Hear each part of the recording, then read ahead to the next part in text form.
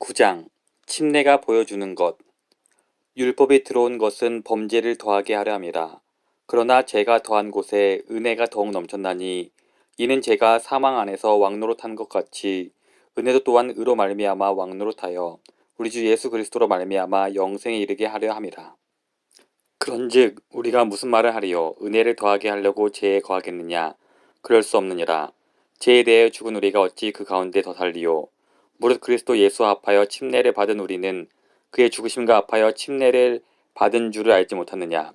그러므로 우리가 그의 죽으심과 합하여 침례를 받음으로 그와 함께 장사되었나니 이는 아버지의 영광으로 말미암아 그리스도를 죽은 자 가운데서 살리심과 같이 우리로 또한 새 생명 가운데서 행하게 하려 함이라. 오늘은 침례에 관한 짧은 설교를 하겠습니다. 침례에 관해서는 해야 할 말이 많다는 것을 저도 알고 있습니다. 많은 사람들의 궁금증을 한 번에 해소하지 못하기에 또 다른 기회에 이 문제를 다룰 수 있으리라 믿습니다. 여름이 시작되는 이 시기에 침례를 주제로 설교를 행하는 주된 동기 중 하나는 신약 성경이 사람들을 향해 공개적으로 담대하게 그리스도께 나오라고 요청하고 있다고 믿기 때문입니다. 이 설교를 통해 이미 신자인 분들도 대중 앞에서 신앙을 공개적으로 드러낼 수 있었으면 좋겠습니다. 또 우리의 신앙 고백을 통해 여름 내내 이곳에서 이루어질 말씀 사역을 통해 많은 사람들이 믿음을 갖게 되기를 바랍니다. 예수님이 침례를 명하신 이유. 때로 예수님이 우리에게 왜 침례를 받게 하셨는지 의문이 들 때가 있습니다. 왜 침례 같은 것이 생겼을까요? 믿음을 통해 은혜로 구원을 받는다면 굳이 의례가 필요한 걸까요? 왜 믿음을 드러내는 상징이 필요할까요? 이 질문에 대한 성경은 답해주지 않습니다. 하지만 경험을 통해 몇 가지 흥미로운 점을 배우게 됩니다. 한 가지 예를 들면 3주 전에도 침례를 주제로 한 설교를 마치고 내려왔는데 예전에 필리핀 선교사였던 한 자매가 다가와 이런 설교를 해줘서 고맙다며 그 이유를 들려주었습니다. 자매의 말에 의하면 필리핀은 이름만 가톨릭이지 실상은 여러 종교가 혼합된 신앙이어서 기독교로 개종해도 용인이 되고 그들이 침례를 받기 전까지는 가족들도 거의 그 사실을 눈치 못 챈다고 합니다. 하지만 침례를 받으면 성경이 예언하는 적대감과 분리가 생겨난다고 합니다. 공개적으로 침례 의식을 치를 때 그들이 새로운 신앙을 갖게 되었음이 분명히 드러나기 때문입니다. 이는 오늘날 많은 문화들이 침례 요한 때의 상황과 크게 다르지 않음을 보여줍니다. 침례 요한이 회개의 침례를 설교했을 때 당시 기득권을 누리던 사람들은 많은 경우 격분했습니다. 그 주에 선교 잡지 더돈 리포트 한 권을 받았습니다. 칠면에 한 남자가 강에서 침례를 받은 사진이 있었는데 사진 밑에 이렇게 적혀 있었습니다. 장애 예배와 강에서 받는 침례가 때로는 성장을 위한 최상의 도구다. 하나님께서 하나님의 지혜로 그리스도를 향한 믿음과 그리스도와 그분의 백성이 하나임을 표현하는 규범적인 방법으로 침례를 제정하셨는데 우리는 그 모든 이유를 다 알지는 못합니다. 왜 그것이 좋은지 몇 가지 이유는 생각할 수 있지만 하나님이 의도하신 모든 좋은 효과들을 다 아는 것은 불가능합니다. 결국 하나님은 그 행하시는 일을 알고 계시고 우리는 그분의 명령을 따를 때 복되리라는 사실을 신뢰한다는 우리 믿음의 표현이 침례라 할 수 있습니다. 침례인가 물뿌림인가. 오늘 로마서 5장 20절부터 6장 4절까지의 말씀을 통해 침례에 대해 더 깊은 내용을 다루려고 합니다. 여러분 중에는 세례 방법 즉 물뿌림보다 침례가 맞는지에 대한 질문이 있으실 텐데 그에 대한 답도 될 것입니다. 먼저 물뿌림과 대립되는 방법으로 침례를 주장하는 일반적인 견해로 시작하겠습니다. 신약 성경이 말하는 침례의 의미와 방법 침례라고 말할 수 있는데 적어도 세 가지 증거가 있습니다. 첫째, 헬라어 밥티조라는 단어의 의미는 핵심적으로 담그다 혹은 빠지다입니다. 물을 뿌리는 것이 아닙니다. 둘째, 신약 성경에서 침례를 묘사한 부분을 보면 물을 붓거나 뿌리기 위해 용기에 담아 사람들이 가져왔기보다는 사람들이 물로 내려가 빠졌다는 것이 맞습니다. 셋째, 침례가 그리스도와 함께 장사되었다는 상징에 더 들어맞습니다. 이에 대해서 더 다루지는 않겠습니다. 다만 우리 교회와 우리 교파가 침례를 통해 지역교회의 이런 일을 받아들이는 것에 대해 어떻게 바라보아야 할지에 대한 한마디만 하겠습니다. 우리는 침례를 행하는 방식이 구원을 결정하는 핵심적인 요소라고 믿지 않습니다. 그래서 그리스도인으로서의 지위를 그가 받는 침례의 방법에 근거해서 의문시하지 않습니다. 그러면 어떤 분이 이렇게 질문할지 모릅니다. 그러면 물뿌림을 통해 신자가 된 사람일지라도 진실로 거듭난 사람이라면 당신들의 교회 인원으로 받아들여야 하지 않습니까? 우리는 그렇게 하지 않는 이유를 두 가지로 설명할 수 있습니다. 첫째, 그리스도께서 시작하셨던 방법과 다른 것이 분명한데 인간이 만든 세례 방법을 침례라고 불러야 할까요? 그렇게 되면 그리스도께서 친히 그 규례에 부과하신 의미를 축소시키는 위험을 무릅쓰는 게 아닐까요? 둘째, 교회라고 불리는 지역 기독교 공동체들은 공통된 성경적 신념을 중심으로 세워집니다. 그 중에는 구원의 핵심적인 신념도 있고 그렇지 않은 것도 있습니다. 우리는 우리의 언약적 삶을 구원을 위해 반드시 필요한 가장 좁은 의미의 신념들로만 좁혀서 규정하지 않습니다. 오히려 기독교 신앙 공동체가 알려진 성경적 신념들로 자신들을 규정하고 그것을 지켜나가다가 한 신념이 논란이 될 때마다 매번 회원적의 의미를 재규정하기보다는 진리의 중요성과 성경의 권위를 더 높여야 한다고 우리는 믿습니다. 그리스도인 공동체들이 다른 그리스도인 공동체 신자들을 향해 사랑과 형제를 표현하면서 이렇게 할 수 있을 때 진리와 사랑이 모두 지켜질 수 있습니다. 예를 들어 저희 교회에서 열리는 목회자들을 위한 베들레헴 컨퍼런스에는 저희 교단 목사진들만 강사로 초빙하지 않습니다. 이는 우리 교회가 사랑과 연합을 진지하게 받아들이고 진리를 진지하게 받아들인다는 사실을 말해줍니다. 공동체를 규정하는 비핵심적인 신념들은 세대별로도 다르게 포함될 수 있는데 이는 세대마다 상황이 다르고 강조하는 진리에 대한 판단 기준이 다르기 때문입니다. 침례가 보여주는 것. 이런 점을 염두에 두고 로마서 5장 20절부터 6장 4절을 통해 침례가 보여주는 것이 무엇인지 그리고 부차적으로 그것이 침례 방법과 관련해 우리에게 암시하는 것은 무엇인지 살펴보겠습니다. 이를 통해 침례가 가리키는 영광스러운 실체를 우리가 볼 수 있기를 소망합니다. 그래서 먼저는 그 영광스러운 실체가 우리를 사로잡기를 원합니다. 그리고 두 번째는 침례라는 행위가 얼마나 아름답고 중요한지 우리 스스로 느낄 수 있었으면 좋겠습니다. 로마서 5장 20절부터 6장 4절까지 말씀입니다. 율법이 들어온 것은 범죄를 더하게 하렵니다. 그러나 제가 더한 곳에 은혜가 더욱 넘쳤나니 이는 제가 사망 안에서 왕노로 탄 것 같이 은혜도 또한 의로 말미암아 왕노로 타여 우리 주 예수 그리스도로 말미암아 영생에 이르게 하려 함이라. 그런즉 우리가 무슨 말을 하리요? 은혜를 더하게 하리고 죄에 거하겠느냐? 그럴 수 없느니라. 죄에 대하여 죽은 우리가 어찌 그 가운데서 더 살리요? 무릇 그리스도와 예수와 함께 합하여 침례를 받은 우리는 그의 죽으심과 합하여 침례를 받은 줄 알지 못하느냐? 그러므로 우리가 그의 죽으심과 합하여 침례를 받음으로 그와 함께 장사되었나니 이는 아버지의 영광으로 말미암아 그리스도를 죽은 자 가운데서 살리신 것 같이 우리를 또한 새 생명 가운데서 행하게 하렵니다. 이 본문이 보여주는 위대한 진리 중 하나는 침례를 이해하게 되면 그리스도인이 된다는 것을 의미를 알게 된다는 것입니다. 우리 중 많은 사람이 믿음을 갖고 아직 뭐가 뭔지 잘 모를 때 침례를 받았습니다. 좋습니다. 침례는 그리스도인으로서 첫 발을 뗄 때 아직 잘 모를 때 받습니다. 그래서 침례의 의미에 대해서는 나중에 더 많이 알게 되는 게 당연합니다.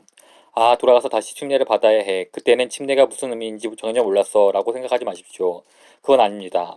안 될 말입니다. 그렇게 되면 성경신학에서 새로운 가정을 들을 때마다 재침례를 받아야 한다는 의미가 됩니다. 오히려 단순한 믿음으로 예수님께 순종했고 지금은 그것이 의미하는 바를 더 많이 알아가고 있음에 기뻐하십시오. 바울도 여기서 그렇게 하고 있습니다. 바울은 독자들이 자신들의 받은 침례의 의미를 알고 있기를 바라면서도 혹시 모르거나 잊었을 경우를 대비해 어찌되었든 그 의미를 가르칩니다. 이 구절들을 공부하면서 우리가 예전에 하나님의 눈에 어떤 모습이었는지 그리고 우리가 그리스도인이 되었을 때 실제로 어떤 일이 일어났는지 배워보십시오. 본문에서 침례가 보여주는 바를 두 가지만 다루겠습니다. 1. 침례는 그리스도의 죽음 안에서 우리가 죽었음을 보여줍니다. 3절과 4절 상반절입니다. 우리 그리스도 예수와 합하여 침례를 받은 우리는 그의 죽으심과 합하여 침례를 받은 줄 알지 못하느냐. 그러므로 우리가 그의 죽으심과 합하여 침례를 받음으로 그와 함께 장사되었나니 여기에 우리 그리스도인들을 위한 위대한 진리가 있습니다. 우리는 죽었습니다. 그리스도가 죽으셨을 때 그분은 우리의 죽음을 당하셨습니다. 이것은 적어도 두 가지 의미가 있습니다. 하나는 이제 우리는 옛날의 우리가 아닙니다. 우리의 자아는 죽었습니다. 우리는 예전과 같지 않습니다. 또 하나는 미래에 맞게 될 육체적 죽음의 의미가 달라졌습니다. 그리스도가 우리 대신 죽지 않았다면 우리가 맞게 될 육체적 죽음도 달라졌습니다. 우리는 그리스도와 함께 죽었고 그리스도가 우리를 위해 우리의 죽음을 당하셨기 때문에 미래의 육체적 죽음은 이전처럼 끔찍하지 않을 것입니다. 사망아, 너의 승리가 어디 있느냐? 사망아, 내가 쏘는 것이 어디 있느냐? 죽음에 쏘는 것과 승리는 그리스도에 의해 삼킨 바 되었습니다. 그분이 다 마셔버리셨습니다. 3절과 4절에서 합하여라는 말이 반복되고 있음 점에 주목하십시오. 그리스도 예수와 합하여 그의 죽으심과 합하여 침례를 받았습니다. 침례는 우리와 그리스도의 연합을 보여준다는 말입니다. 즉 우리가 그분과 영적으로 연합되어 그분의 죽으심이 우리 죽음이 되고 그분의 생명이 우리 생명이 됨을 보여줍니다. 우리는 이것을 어떻게 경험할까요? 이런 일이 우리에게 일어났는지 어떻게 알 수 있습니까? 답은 믿음으로 경험된다는 것입니다.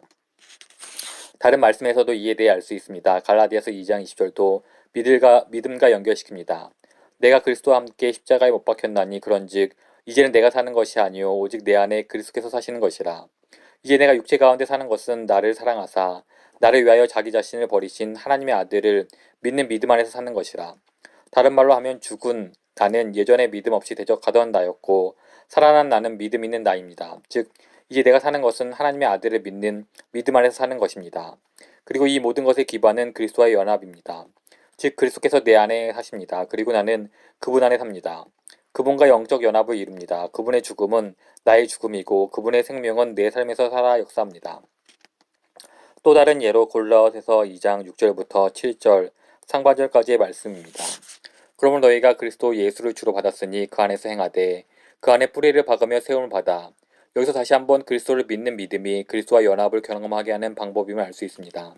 우리는 그분을 주요, 구세주로 영접하고 그 믿음 안에 그분과 연합되고 그분 안에서 걸어가고 그분 안에서 세워져 갑니다. 따라서 로마서 6장 3, 4절에서 우리가 그리스도와 합하고 그분의 죽으심과 합하여 침례를 받는다고 말한 것은 믿음 안에서 그리스도와의 연합을 경험하는 것을 침례로 표현한다는 의미입니다. 아마도 이런 이유로 하나님께서 장사되는 모습으로 그려지는 침례 방법을 고안했을 것입니다. 침례는 그리스도와 연합할 때 우리가 경험하는 죽음을 상징합니다. 이런 이유로 우리는 물속에 잠김으로써 장사되는 것을 상징하는 침례를 받습니다. 따라서 우리는 이미 죽었음을 알아야 합니다. 믿음 없이 반역하던 예전의 나는 그리스도와 함께 못 박혔습니다. 이것이 우리가 받은 침례의 의미입니다. 2. 침례는 우리가 그리스도 안에서 새 생명을 얻었음을 보여줍니다. 4절 말씀입니다.